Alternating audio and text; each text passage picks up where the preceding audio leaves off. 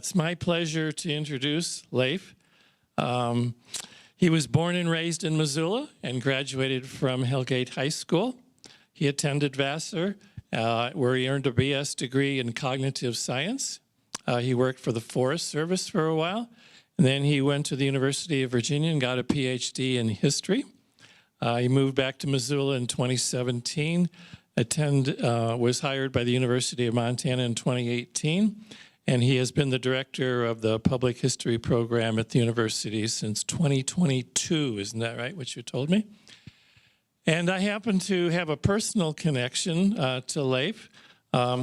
He went to Yellowstone National Park with me for a week many years ago, along with his dad. And so not only do I know you as a person from the university, I know you as a good friend. So welcome here to give us your program on the Mullan Monuments, History and Memory. Thank you.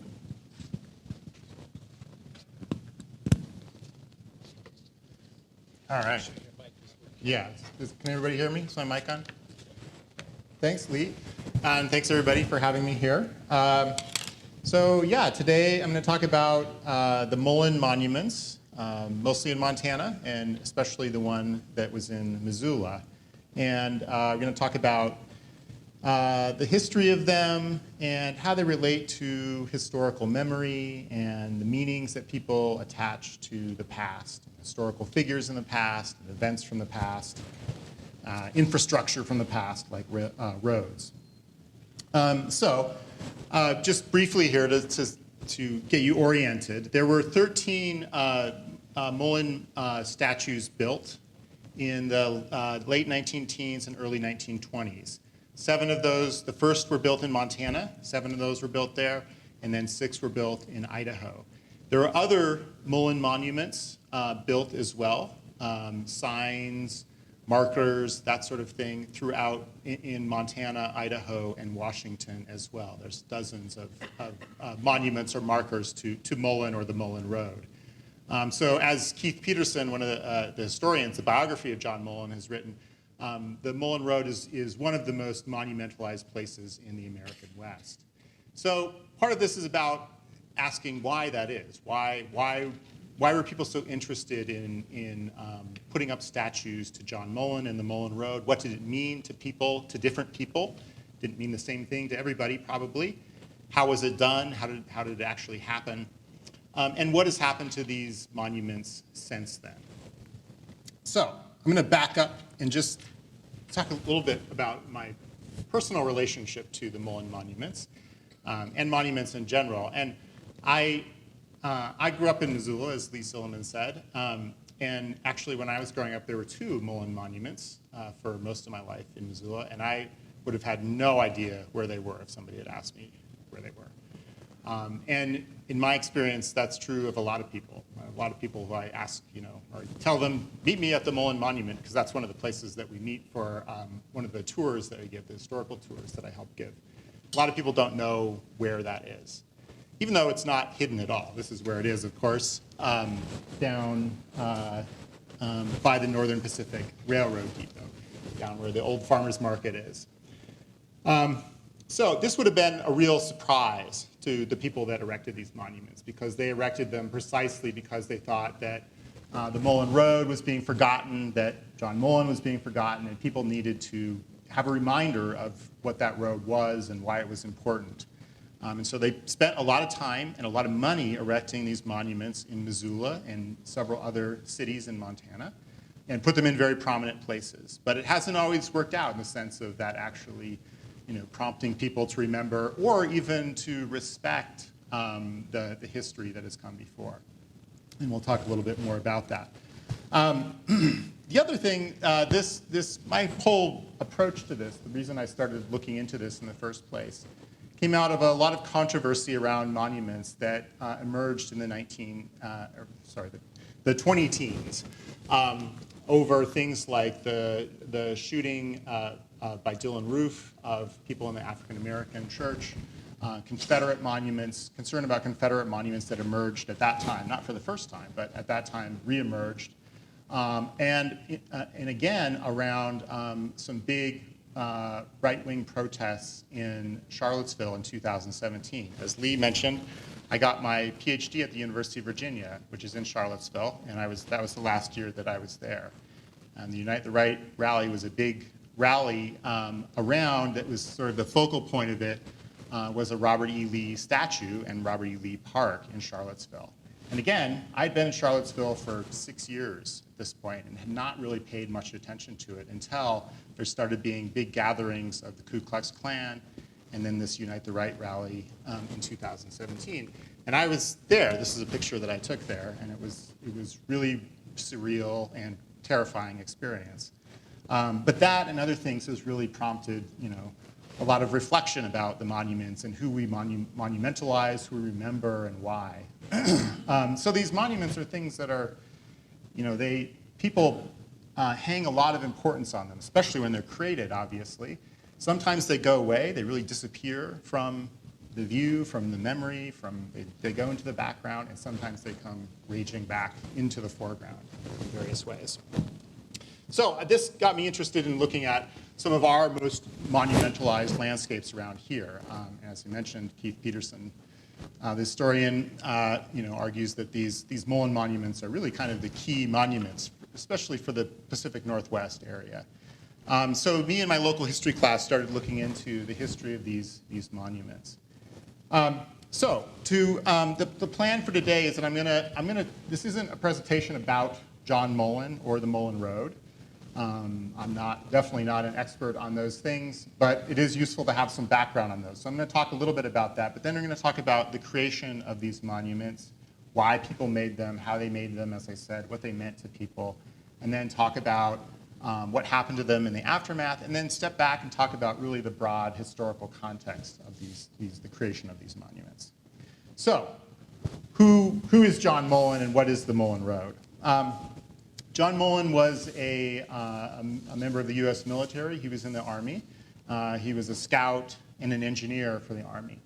And in the 1850s, as the United States had spread out into the West in various ways and was looking to incorporate that huge Western territory into the rest of the nation, he was looking for routes to build railroads. That was the key way that you were going to incorporate that area, because as Lewis and Clark had discovered, and early in the 1900s, there was not going to be a water route across the United States. You're going to need to have some sort of major land transportation. And railroads were going to be the way to do that. So the federal government paid for surveys to go out and try to look at potential routes for railroads in the 1850s, as well as collect other sorts of information about these places. And they sent out routes all over the West, including one, the Pacific Railroad survey, in the Pacific Northwest. And that was led by Isaac Stevens, who was at that time the territorial governor of Washington Territory, which is where we are right now, was part of Washington Territory at that time. So Isaac Stevens led a survey that went out there to look for potential railroad routes. The other key thing that they had to do was that this was a land that was already inhabited by other people, by Native Americans. And those Native Americans had claims to the land. And if they were going to, route a railroad through these places and settle them with Euro-Americans, they were going to need to make treaties with Native Americans. So another part of this expedition was making some of those treaties. Of course, the one that's most prominent for our area is the Hellgate Treaty of 1855, which Isaac Stevens and John Mullan was there as well, made with the Salish and the Pend Oreille and the Kootenays. And that opened up large areas, the Clark Fork Valley in particular, for white settlement and the routing of roads and eventually railroads. So this happens in 1853 to 1855. The railroad doesn't come for quite some time after that. But in the aftermath of this, Governor Isaac Stevens, as well as John Mullan, are very interested in trying to build a sort of preliminary road through this area. Because again, there's no way to travel through the Pacific Northwest without going over the Rocky Mountains. There's no water route there, right? So they need to build a road. And they advocate for building it on the basis of the need as a military road, as a need to get the troops out into these areas to potentially quell conflicts with Native Americans. And the military itself was actually not too enthusiastic about this idea. It didn't think it was real necessary to build this road at that time. It thought it would actually might inflame conflicts with Native Americans, which indeed it did. But the people had other reasons for wanting this, even if they justified it in terms of a military road. They wanted it, people like Isaac Stevens wanted it because they wanted to settle the area, to bring more people out into that area. People like John Mullan, as his biographers argued, wanted to test their skills at engineering and road building. So they advocated very strongly for this. And they eventually got approval from Congress to build the Mullan Road, beginning in 1859. In 1859 to 1860 is when it was mostly completed, and then there was a few adjustments and finishing touches put on it in the following years. So the Mullan Road went from, as you can see on this map here, in the upper right, that red circle up there is the head of navigation on the Missouri River. And on the left, the red circle is the head of navigation on the Columbia, meaning as far as you could go up on those rivers with a steamship. And then you had to go overland if you're going to carry anything of any major sort of cargo. So the Mullan Road connected those two heads of navigation on those major rivers over the Rocky Mountains. And this little red circle in the middle is where we are located, right? So kind of in the middle of this. And I'll show you, this is a blown up portion of that. And it shows you this area was at that time called Hellgate in 1860. And that's because, well, it was named Hellgate because it was a site of ambush by the Blackfeet. The Blackfeet would ambush the Salish and other tribes in the Hellgate Canyon. And there was a lot of human bones there. So when the first Euro-American settlers came out, they thought it was a pretty nasty looking site and called it Hellgate Canyon. But one of the people that had gone on that earlier survey with Isaac Stevens was a cargo shipper named Christopher Higgins. And he was watching the building of this Mullan Road and looking for a good place to start a trade business. And the Hellgate, this area in Missoula, looked like a very good spot for that. It's kind of right in the middle of the Mullan Road. There were several Indian reservations around it, so it was a good place to trade with people. And in the aftermath of the Mullan Road, when it was built, really started to transform this region. It did allow for more people to come in and settle the area, Euro-Americans to settle the area. It prompted people to come out and explore areas for mining, and some of the first gold mines in the area sprout up in the aftermath of it.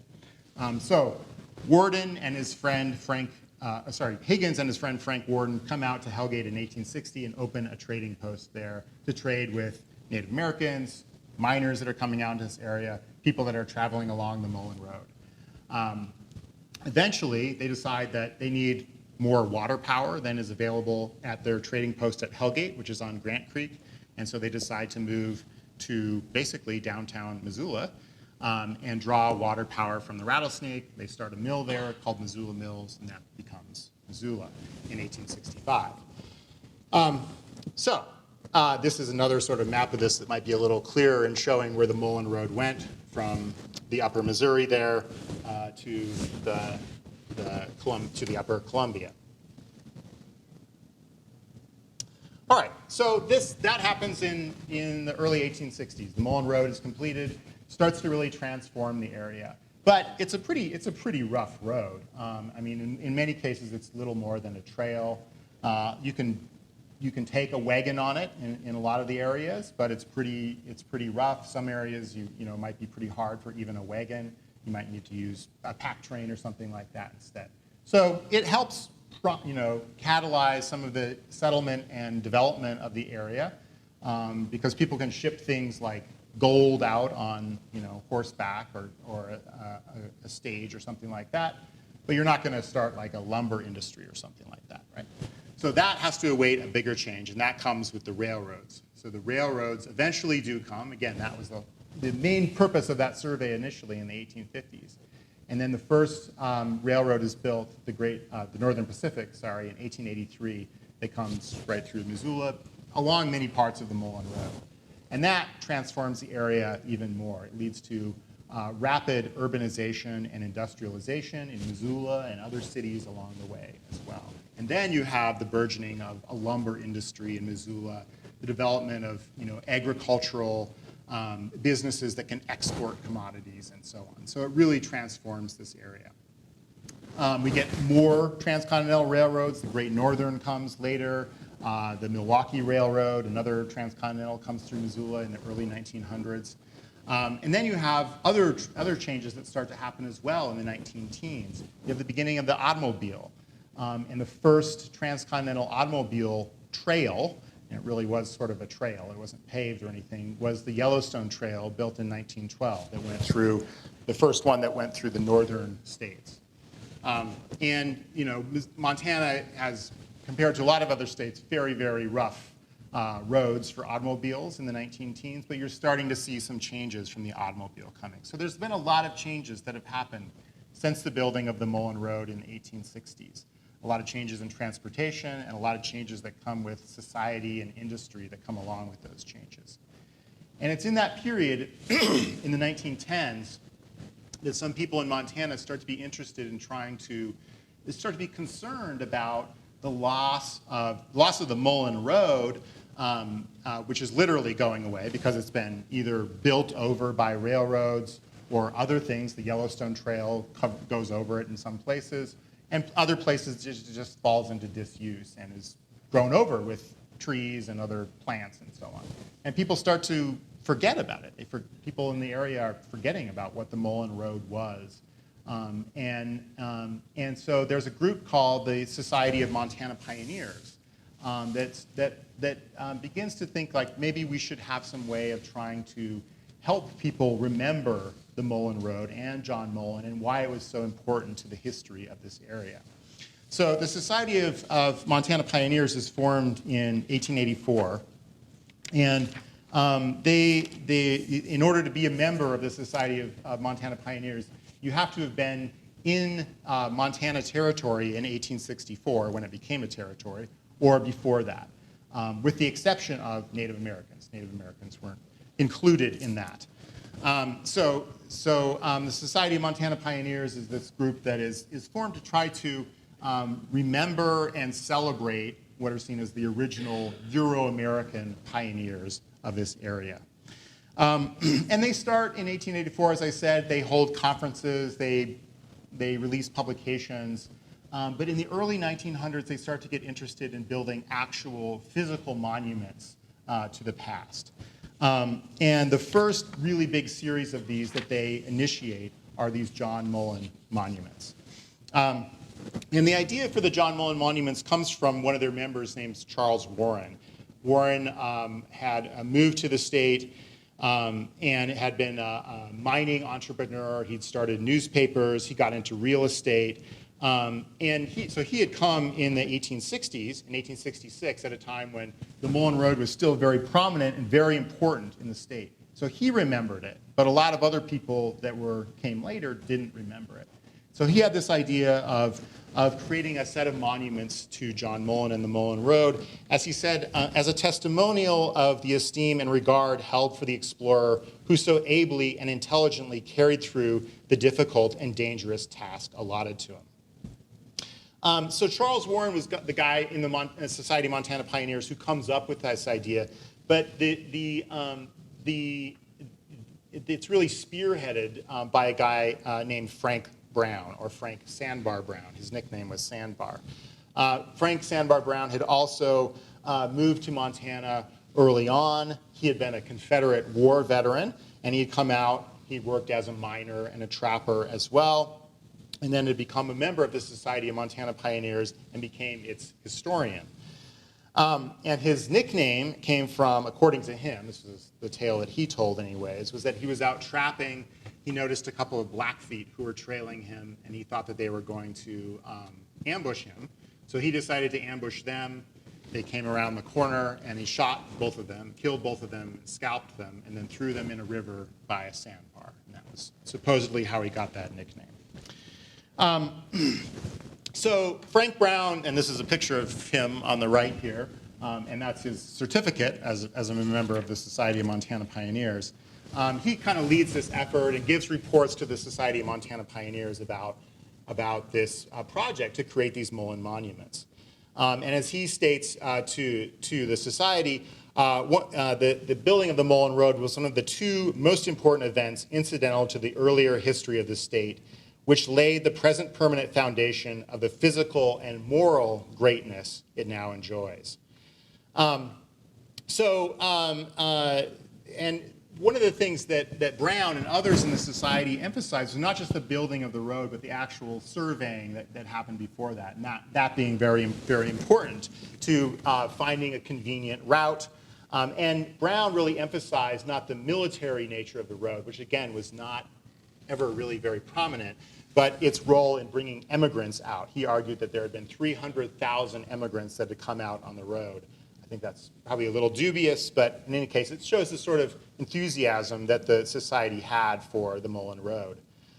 And so they decide that they're going to build monuments along the route of the trail at the most important cities along the Mullan Road in Montana. Brown says the road will now be so marked that for centuries to come, it will tell to the wayfarer a story of the frontier. So they're really seeing these monuments as important for sort of educating people in some ways about, what has come before them. And they emphasize, they're talking about the road, but they're also talking about John Mullan as a person. So it's not just about the road, but they really see Mullan as a person who approached this endeavor with care, intelligence, and a lot of skill. So they agree to pursue this project. They asked the governor of Montana to create a committee to look into creating these monuments. The governor does create that committee and basically appoints a number of people from the society to that committee. But the key question is how this is going to be funded, because these statues won't be cheap to build, of course. And Frank Brown eventually gives a report to the society and says that it's my opinion that each monument should be the donation of one or more of the women and men who had acquired wealth and the worldly distinction that comes from the possession of it, and who had assisted the development of a great commonwealth out of a primeval wilderness of less than a half-century ago. So the idea is that each of these monuments that's built will be funded, instead of trying to collect a bunch of money as the society and then build them, they're going to try to figure out one individual who's going to fund these monuments in each of the cities that they're built in. And that's basically what they do. In a few of the cities it works out, it's a little bit more complicated than that. But in most cities, they are able to identify and get on board one funder who will fund the monument for those. So as I said, there are 7 that are eventually created in Montana. In Missoula, Jewel Hannaford, who's the president of the Northern Pacific, is the one that funds the monument in Missoula. In Fort Benton, it's not one individual. It's actually the citizens of Fort Benton who fund it. In Great Falls, it's Cornelius F. Kelly, who was one of the most prominent heads of the Anaconda Mining Company, one of the largest, not just one of the largest corporations in Montana at the time, but one of the largest corporations in the world at that point, an extremely wealthy, powerful corporation that really had a lot of very strong influence, if not control, over Montana politics at this time.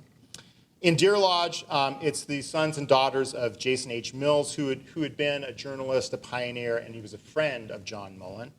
In Drummond, it's John W. Blair, who was the president of the Society of Montana Pioneers. In Bonner, it's Senator William Clark, Sr., who was another one of these copper kings from Butte, who was another very extremely wealthy person. And in St. Regis, it's William Clark's son, William Clark Jr., who had been the past president of the Sons and Daughters of Montana Pioneers. So those are the people that end up funding it in Montana. And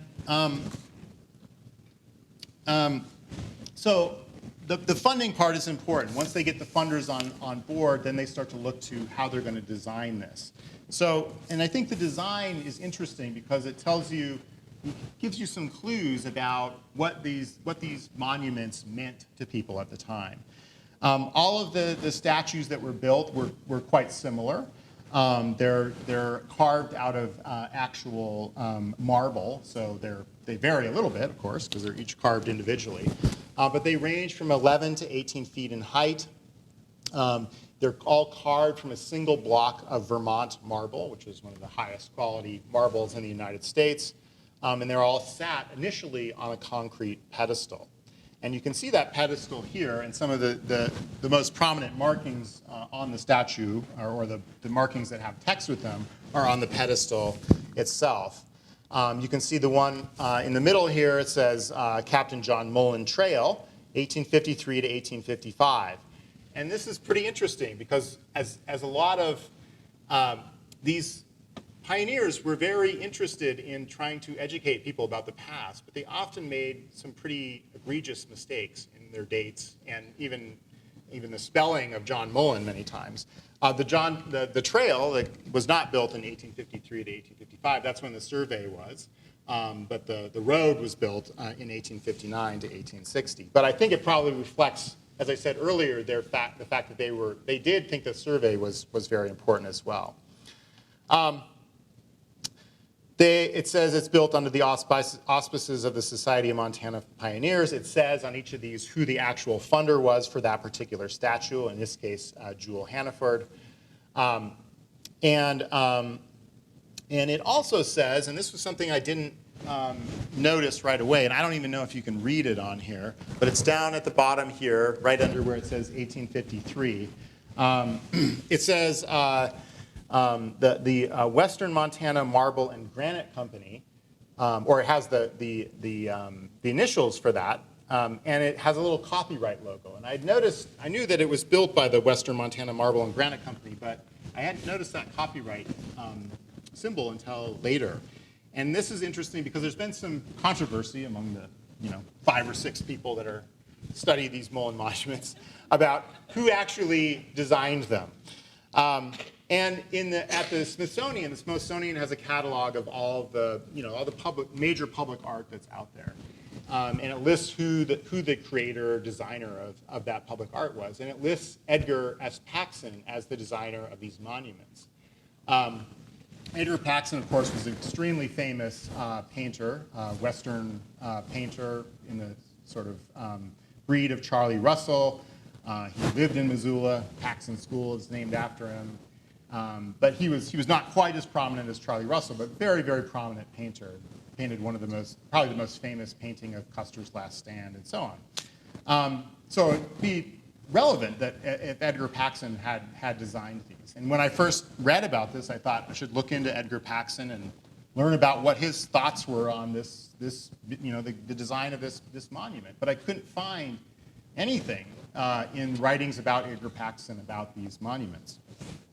And then I was looking at newspapers, just looking at the dedications of these monuments, and none of those mention Edgar Paxson creating these either. And a number of different publications list Edgar Paxson as the creator of these, but it's a pretty good sort of a lesson in historical research. I wasn't able to find any citation for where that information came from. And so I thought maybe maybe there was some information out there that just hadn't been well cited or something like that. So I started to try to look into it a little bit more. I mean, it's odd that this is a newspaper article from Missoula for when the Missoula monument was dedicated, and it talks about Edgar Paxson, who, as I said, was living in Missoula at the time. And it says that he had somebody from the Army that came out to see the unveiling of this statue, but it makes no mention of him as the designer of these, which is really strange. If he had been the designer, you'd think they would mention that in the newspaper article.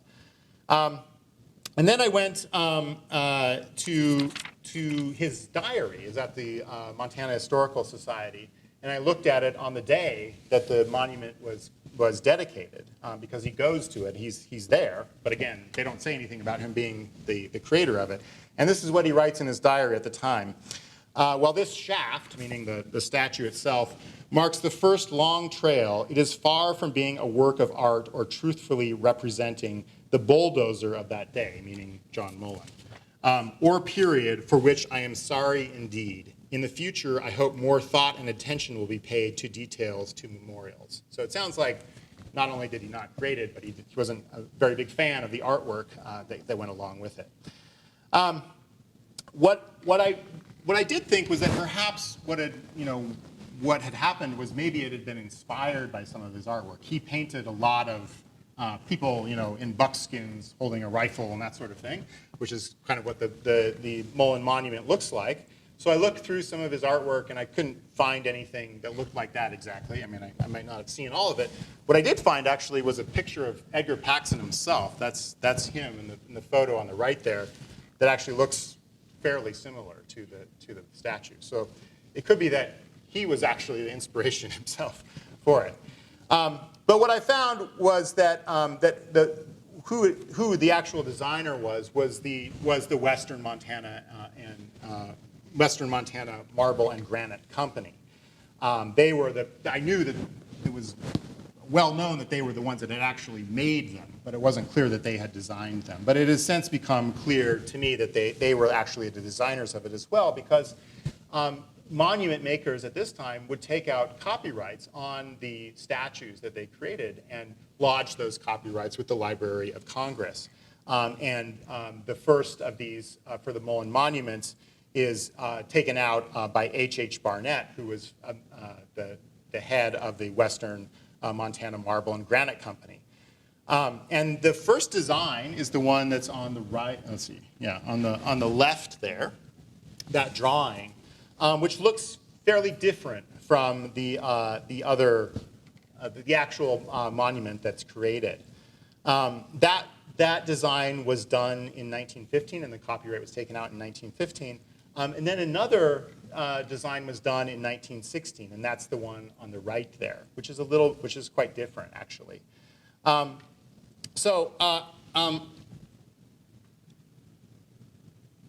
That you can see is I think this is a model on the left here, and then the actual monument on the right there. So you can see those two are pretty similar. I think this is interesting because, first, I just step back a little bit and talk about the design of this period. This is in the 19-teens. This is a period when there is what's going on in a lot of cities in terms of art and design is what's called the City Beautiful movement. So there has been rapid industrialization and urbanization in many cities all across the United States. I mean, Missoula has had its own little spike in urbanization and industrialization, but of course bigger cities have even bigger aspects of that, Chicago and so on. City planners and the heads of cities start to be concerned about the rapid and unplanned development of these cities. There's a lot of pollution, a lot of disorder that comes with rapid urbanization and industrialization, and they want to bring some sort of order and beauty and planning to cities. So the City Beautiful movement is what that's all about. It's about trying to do more of planning for cities and to beautify them in many ways, to create more big parks in them, and to create a lot of buildings and art that has more of that sense of order and beauty and cleanliness. So you see in this period what a lot of the buildings look like is a shift away from older buildings like Queen Anne style, which is a more sort of they look like old castles, that's kind of that style, to a more neoclassical style. Symmetrical, white, a lot of use of marble and granite, very clean looking and symmetrical, very orderly looking. That's the sort of building. So the courthouse that we have in town here, the federal building downtown, the Mason Lodge, those are all of that sort of City Beautiful kind of architecture.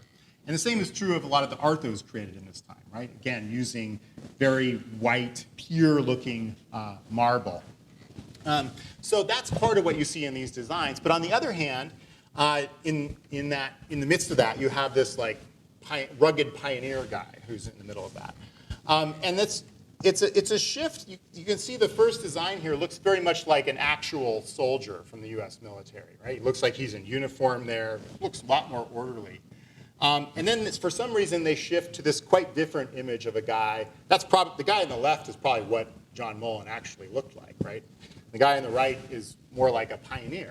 And of course, this is the Society of Pioneers who's designing this, or who is approving the plans in any case. So it may be that they decided they wanted a guy to look more like a pioneer. That's part of what they're celebrating there.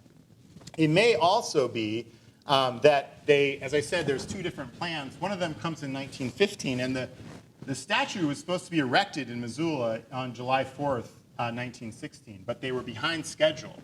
And the second design, this one on the right, is approved by the Library of Congress in August of 1916, so after that date.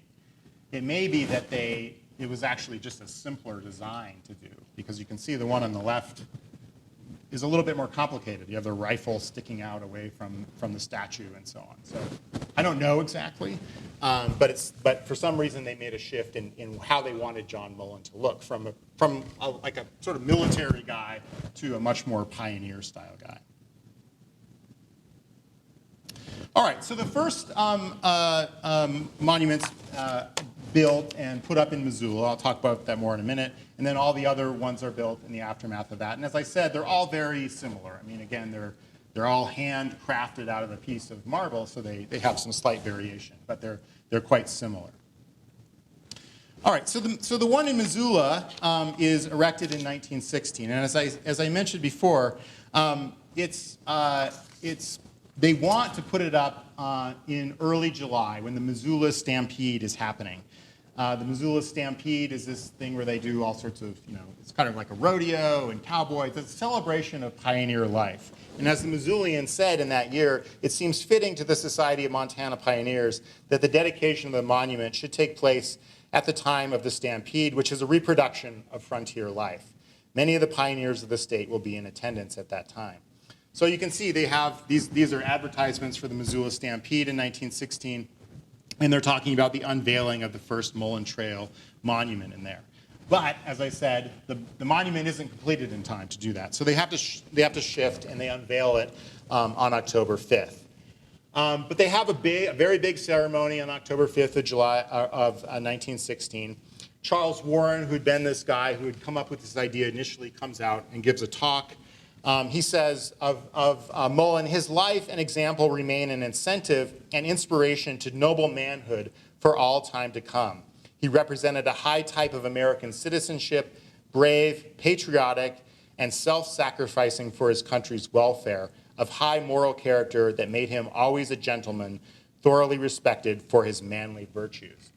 Now, this is happening in 1916 in the midst of World War I, right? And there's a tremendous amount of pressure for patriotism, for men to start signing up for the war eventually. And so that's an important context to realize here. The main speaker was a guy named W.J. McCormick, whose family is very prominent in the Missoula area.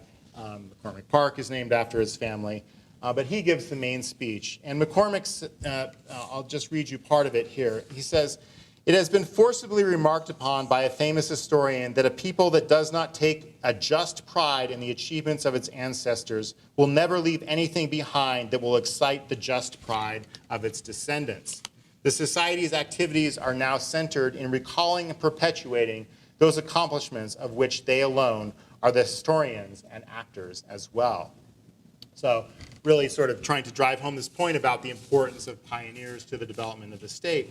And then he goes on to say something that I think is really important and also troubling to hear.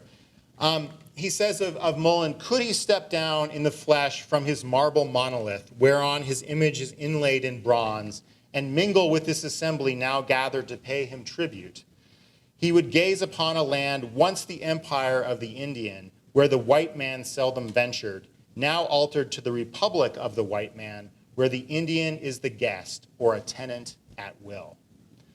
So you can see in this speech, this is a prominent part of the speech, right? I mean, I've read you most of his speech, actually, that the relationship between these monuments and how people are seeing race and colonization of the West at this time is really important to them. Now, we have some information about how the Society of Montana Pioneers, as well as some other people, thought about the Mullan monuments that were created at this time. We don't really know, as far as I know, of any information or documents that let us know what Native Americans in this area thought about these Mullan monuments. So it's hard to know, but we can get some sense of what the Mullan Road might have meant to Native Americans. And of course, Native Americans aren't a monolithic group, so there's different tribes different individuals within them. But the Mullan Road was a very extremely disruptive thing for Native Americans in this area. One of John Mullan's camps that he made when he was building the Mullan Road when he was making a camp out in Bonner he named it Cantonment Wright. And he named it in honor of a guy named Colonel George Wright, who he had worked under. And Wright, it turns out, is a really good character to help us understand what the Mullan Road signified to some Native Americans, and in turn, perhaps what these monuments signified or might signify today to Native Americans. So, as I said, this part of the world was inhabited by humans long before Euro-Americans came out here. And as Euro-Americans moved into here, there was some conflicts, there was some violence. Different tribes reacted in different ways. Some of them allied with Euro-Americans for practical reasons against other Native American groups. The Salish were one example of that, who sometimes allied with Euro-Americans. And when the Mullan Road was being built, the Salish, as well as the Nez Perce, acted as guides for Mullan.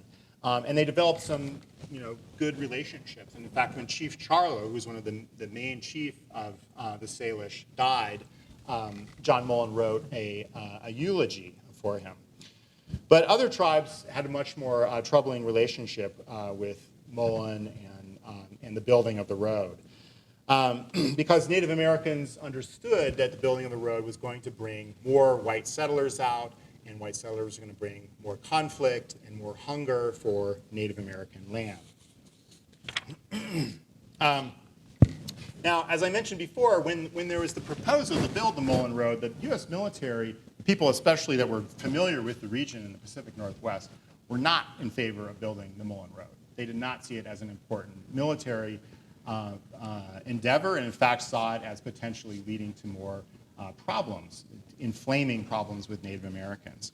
But there were a lot of other interests who were pushing for the building of the road, so it was built. And indeed, it did inflame a lot of Native Americans that were out in this area. As one ultimately leading to a number of skirmishes between settlers and the U.S. military and Native American groups. As one Coeur d'Alene tribal elder stated later, "We didn't want to go to war, but what do you do when someone breaks into your home?" So, as I said, this leads to a number of skirmishes, and I don't have time to go into all of the history of it, but it leads to ultimately Wright, who was one of these guys who was not in favor of building the road in the first place, ultimately clashing with some Native American groups and carrying out an infamous hanging of several Native American leaders. So 50 years later, when the Mullan monuments go up, we don't really know what, or at least I don't know, what Native Americans thought about this. But what is clear, I guess, is that the people that were creating these monuments thought about it, at least partially, very much in sort of racial terms. And part of it was a tension with or conflict with Native Americans, but there was also an aspect of sort of nostalgia for the old frontier, for the old pioneer days. And there was a number of these members of the Society of Montana Pioneers who had good relationships or friendships with Native Americans, had respect for them. Edgar Paxson was friends with a number of these. Edgar Paxson was a member of the Society of Montana Pioneers. But there was kind of a feeling of inevitability of it. There was a feeling that the part of what had made the frontier exciting was the conflict with Native Americans, but inevitably whites were going to replace Native Americans. Many people thought Native Americans were going to disappear completely at this time. And so there was kind of a sense of, we're going to miss the old times, but that's just how it has to be, and Native Americans are going to go extinct, essentially, and will be replaced by whites.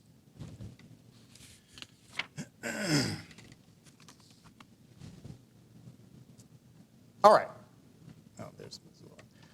So that gives you the Missoula, the dedication of the monument in Missoula, that was the first one in Montana, was the biggest celebration, and that was when the biggest hoopla was made around these monuments.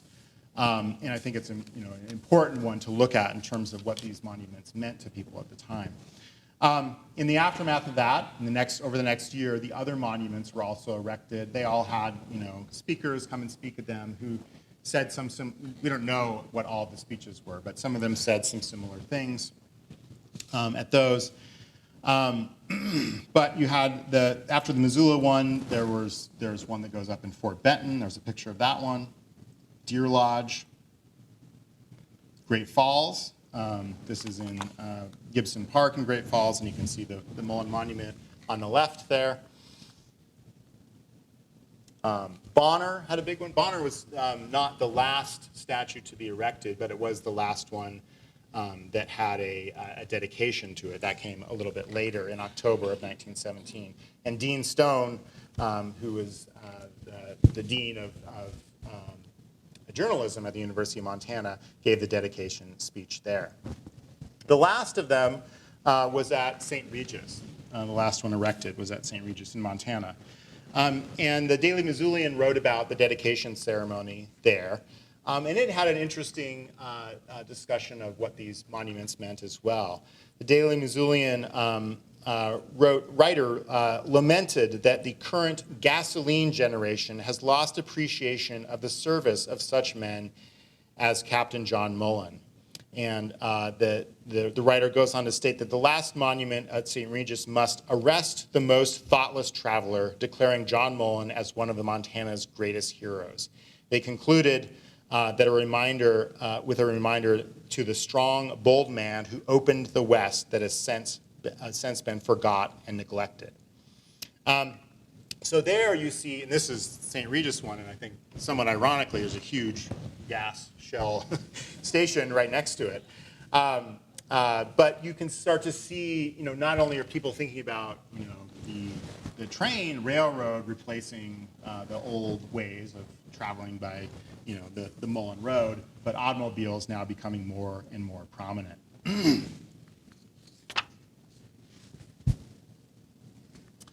So after these are all erected in Montana, they're all up by 1917 in Montana, Idaho erects a number in there as well in the following years.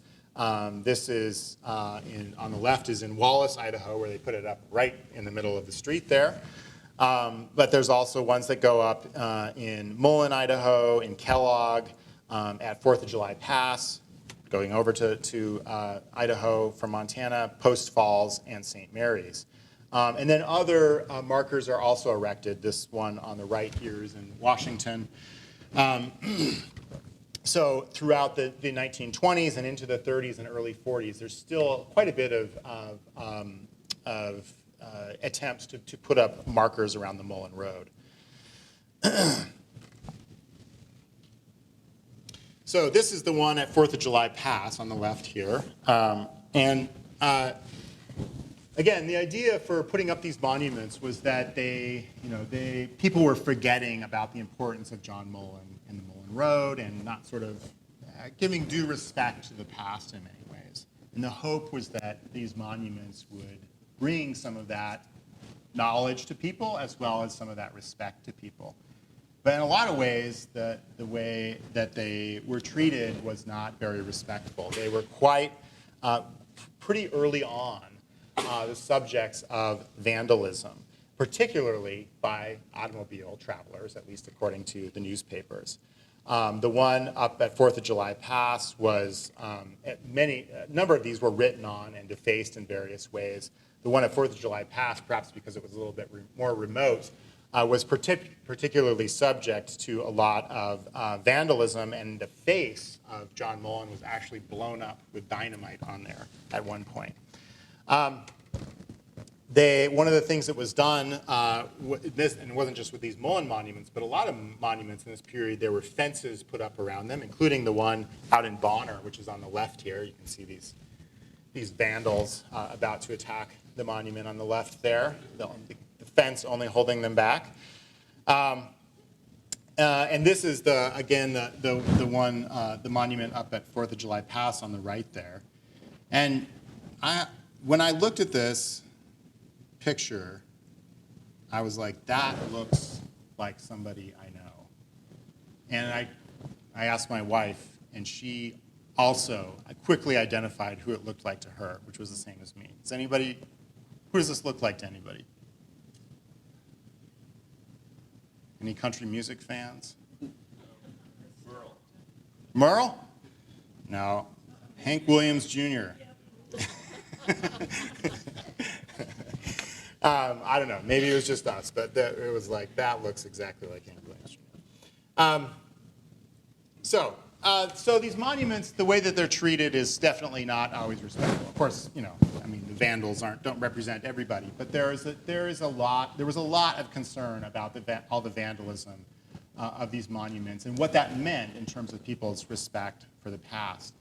But in addition to that, these monuments often just tended to, over time, they kind of went into the background. People just increasingly didn't notice them as much. And they weren't as prominent in a lot of the ways in which people communicated about the world.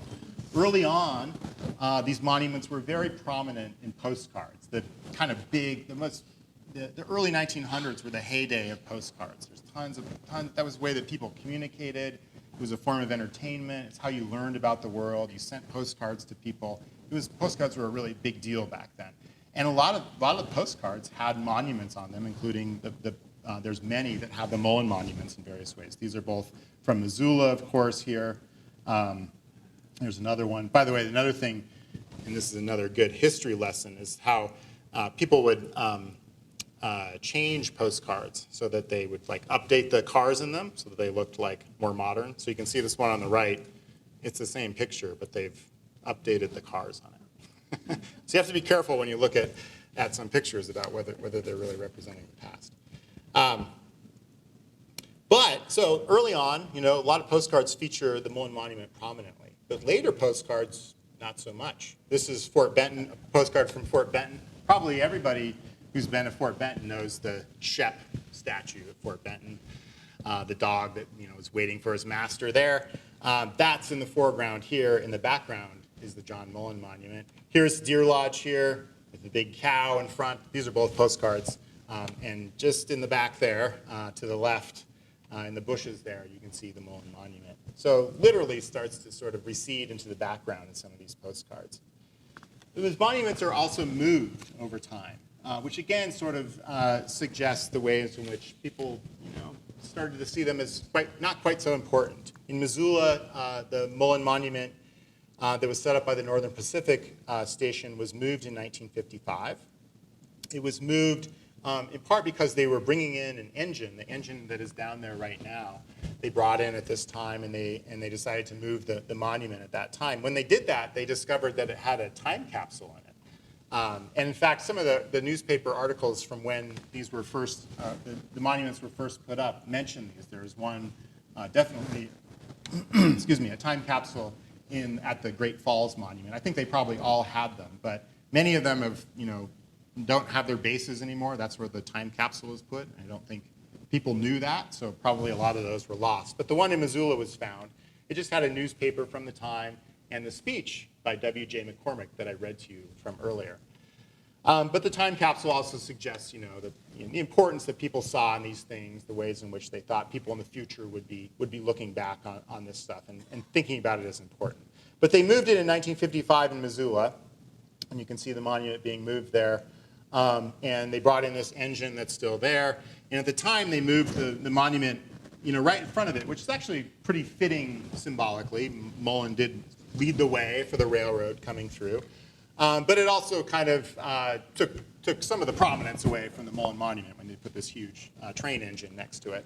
And later, that monument down there was moved again to its current location, I think in the 1970s, when they were reorganizing that area a little bit. You also see some continuing neglect of these areas. This is a picture of high school students picking up trash around the Mullan Monument I think in the 1950s or early 1960s. So they become less prominent, more neglected, sometimes outright vandalized over time. Another monument that was moved was the Mullan Monument that was out in Bonner.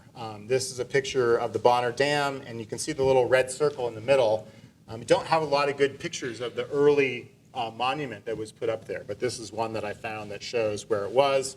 And it was put right near the railroad tracks, right near the Northern Pacific Railroad tracks, because that's where you would want it when everybody was coming through on the train. That's mainly how people traveled at that time, right? So if you want people to see the monument, you put it by the train. But of course, as we know already from how people were discussing, the St. Regis Monument, the automobile is starting to become more and more prominent. And as highways are built, people no longer travel on the train so much anymore. And I don't know for sure, but I think they probably decided to move it because it was no longer being seen by people that much anymore. So they actually moved this one to Missoula. And you can see it down here where they put it at where Main and Front and Orange Streets come together. And that's actually a pretty prominent place for the monument, right? A lot of people would potentially see it there. But again, the monument kind of tended to fade into the background in many ways. Again, I mean, just from my own personal experience growing up here, I didn't really have much of an awareness of that monument being there. It was moved back to Bonner in 1997.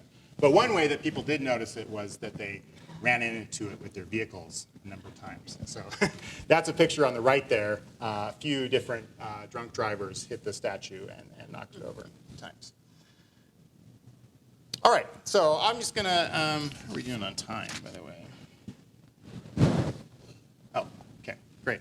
I'm gonna talk about these monuments in a little bit of broader context for a few minutes, and then I'll stop and we can do questions if people are interested in that. So, as I said, a lot of the interest in monuments that has emerged in the last 10 years or so has been around, a lot of concern around Confederate monuments in particular, but that has spurred a lot of interest in other monuments. But there's been a lot of research on Confederate monuments and why they were built and when they were built and so on. This is a graph showing Confederate monuments and the number of them that were built at certain times. And one of the things that historians are interested in is you can, think of some reasons why people might want to build Confederate monuments, but why do they build so many in certain periods of time? What would account for that, right? And what a lot of historians believe is that you see this spike in the late 19th and early 20th century when a lot of Confederate monuments are built, and then you see a lot, again, not quite as many, but still another spike in the 1950s and 1960s. So what you have in those two areas is the emergence of the Jim Crow system, which was a very rigid system of racial segregation in the South that comes in the aftermath of the Civil War and Reconstruction, and the attempts by whites in the South to reassert white supremacy there. And they do that through Jim Crow, which is where they have all sorts of very, as I said, rigid segregation systems and other ways in which they try to terrorize and undermine the political and social power of African Americans there. And one of the ways they might do that is through building monuments to the Confederacy as a reminder of what the Confederacy was all about. And we can sort of surmise some of that by when they were built, but we also have speeches from what they said at the time that they were built that say exactly that in many cases. So we also know what they said when they put these monuments up. And similarly, you have a period where that white supremacy is challenged in the South in the 1950s and 1960s during the Civil Rights Movement. And that is another period when you have the emergence of a lot of Confederate monuments and other sorts of iconography, the Confederate flag and so on. So that's part of the story. It's a little bit more complicated than that, though, because you can see here, this is a graph showing Confederate monuments and also Union monuments. So monuments to the Union, which also spiked during this period of the early 1900s. Not so much during the Civil Rights Movement, though. So there's something additionally perhaps going on here as well in the early 1900s that makes a lot of people who are involved in the Civil War on both sides want to put up a lot of monuments. And part of that, of course, is just that it's the 50th anniversary of the Civil War. It's when a lot of the veterans of the Civil War are starting to die off. And so it's a time when people are increasingly interested in memory and memorializing the past. And I think that some of that is true of the Mullan monuments as well, because the Mullan Road was completed in the early 1960s. Again, the 50th anniversary would be in the 19-teens. And a lot of the pioneers who were, part of this was about John Mullan and the Mullan Road, but part of it is also just broadly about trying to memorialize pioneers. And a lot of those pioneers are dying off in this period as well, when the Mullan monuments are built. John Mullan dies in 1909. Edgar Paxson dies just a few years after the Mullan monuments go up. So as a lot of these pioneers are passing away, there is an interest in trying to memorialize them. Other aspects are, as I have already mentioned, this is during World War I. There's a real interest in putting up monuments to people who are seen as supporting the nation, supporting it particularly in a sort of manly or masculine way, especially through military service, right? People didn't, besides the speeches that I mentioned, people don't say it quite so explicitly when they're saying this. But I found this when I was going through Frank Brown's collection at the University of Montana Archives. There was a lot of great stuff in there. And there's also this letter that I came across that was interesting. It's from 1918, so it's 2 years after the monument has been built in Missoula. And it doesn't directly have to do with the monuments. But it's Frank Brown talking about this group called the Industrial Workers of the World, who were a fairly radical labor union at the time that was quite prominent and had led some strikes in the area during the war, and were seen as being anti-American by a lot of people who were very pro-war, right? And what this letter says, I'll just read you part of what Frank Brown says in this letter. Missoula has a strong defense committee. There were defense committees created during the war to try to get people to buy war bonds, but also to enforce, literally, with violence a lot of times, patriotism. Missoula has a strong defense committee. The IWW, the Industrial Workers of the World, no longer infest its streets or distribute their propaganda. The committee confidently expects to hang one of them in the near future as an example to those who buy neither Liberty bonds or whose socialist tendencies, develop as an aversion to work of any kind. And actually, one of the members of the Industrial Workers of the World had been hanged by vigilantes in Butte just the year before this. Frank Little was hanged and murdered in Butte by people who've never been fully figured out who did it, although a lot of people suspect it was related to the Anaconda Company that I mentioned. But I put this here just to give you a sense of these very strong patriotism that a lot of these people who were involved with the Society of Montana Pioneers had, and some of the ways in which that might have shaped their feelings about the creation of these monuments at this time. And the final thing I'll say about the creation of them is just to reiterate that the important points that I made about the role of race and the thoughts about Native Americans and white colonization that went along with this. All right, I'm going to end there, so we have some time for some questions. I think we were supposed to get out of here around 7:40. Is that right? So I have time for some questions if people want to ask any.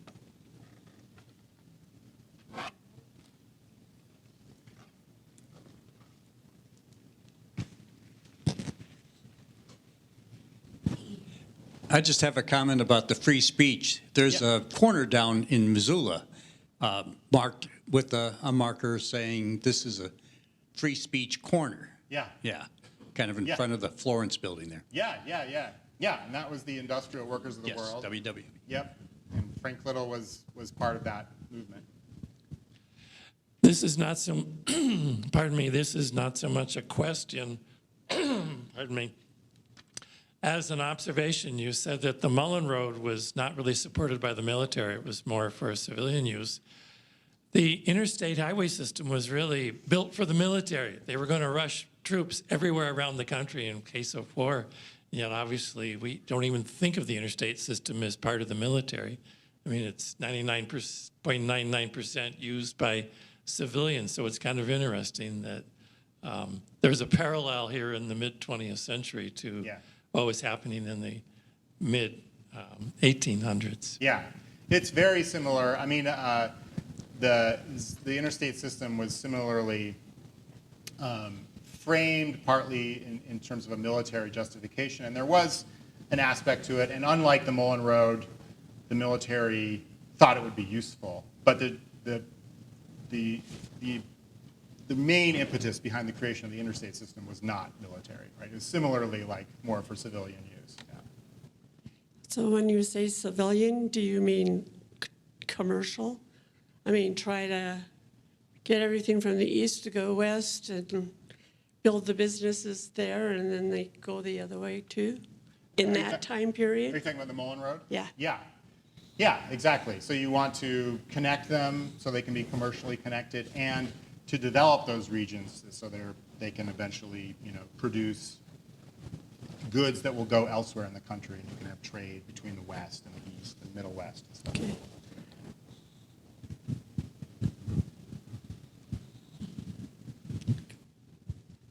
I think I had read that the Mullan Road really wasn't used that long. It was very short in duration, and I'm really wondering what it was about Mullan that they thought they needed to have all these monuments for him. Right. Well, they, I think it's partly the way that the Society of Montana Pioneers and a lot of people view history, which is kind of what we might call the great man version of history, right? So there were a lot of people that built the Mullan Road. I mean, he didn't build it by himself. But there's a real desire to sort of have a heroic character that's part of that history. And so Mullan, I think was a very able engineer in many ways. But they really wanted to have sort of a hero part of that story. So John Mullan was the guy that they were going to, anoint to be the hero of the Mullan Road. Even though it wasn't supposed to be called the Mullan Road. It was called MR, was how it was initialed for military road, and then people started referring to it as the Mullan Road. Yeah. Just one small comment on the use of the interstates for the military. The intended use of it for the military still has a fair amount of impact on the design and the use of the interstates.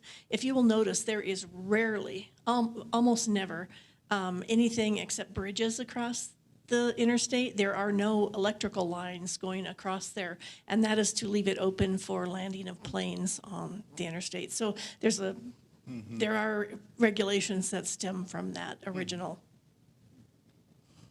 idea. Yeah.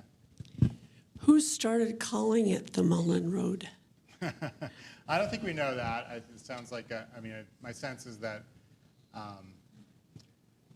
it was, a lot of people at the time just started calling it. I don't think it was. In Montana or? In Montana. Yeah, I think elsewhere too, but especially in Montana. Yeah. Okay. Any more questions? Oh, there.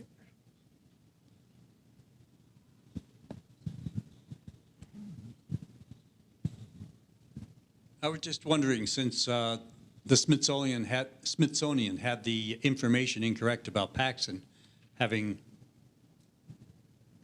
been the primary reason, did you correct it so that they're not attributing it to Paxson having made the sculptures, or did you leave it? I haven't tried to fix that yet. I think I'll probably try to publish something on it and then maybe look into it. Yeah. Anyone else?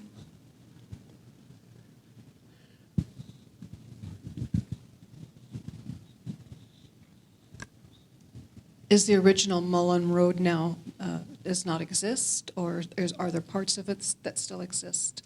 It's mostly been built over either by railroads or other roads, but there are actually the Bonner Milltown Historical Museum has led a couple of field trips out to a section out in Bonner where there was the Mullan Road was there, and you can still see some parts of it out there. up by the Savanac Nursery, which is up by like the 50,000 silver dollar bar, right next to there. There's a section, it's actually both the Mullan Road and the Yellowstone Trail, that early automobile road. So mostly gone, but there's a few sections you can see. There's also a section out by Alberton, and it's really interesting. They've got, it's like a 3-mile hike, and you can actually see where they dug into the cliff wall to make the road. Oh, wow. And they have interpretive signs out there as well. Oh, right. So, yeah, and then it goes past the new tunnel for the railroad after it was built. Is that Point of Rocks? Just, I think that's what it is. Just watch out for rattlesnakes. Anything else? Well, first of all, I definitely think that the statue, when it was vandalized, looked a lot like Chris Christopherson. Oh, okay. But my question is essentially like more like the future. Like in terms of monuments, which new monument could you see made for the future in terms of, just for monument's sake? Oh, wow. Boy, I don't know. That's a tough question. I haven't thought about that, so I don't think I have an answer to that. I mean, I don't know if, monuments are necessarily the way to go in the future. One of the things I think is interesting about monuments is that people, when there's been a lot of discussion about these monuments, there's been some, back and forth about are they, because people are like, you're destroying history, and others are like, well, people aren't supposed to learn anything from monuments anyways. But I thought it was interesting in this story that the people that created it really actually, part of what they wanted was people to learn about history, but that it was not a very effective way of actually doing that, among other things. So I think it's hard to tell, history is complicated, and it's hard to tell a complicated story with a statue. So I would like some more text. One more time. Got another question? Thank you, Leif. We really appreciate you coming. Thank you, guys. As you leave, make sure to pick up a schedule by the door there.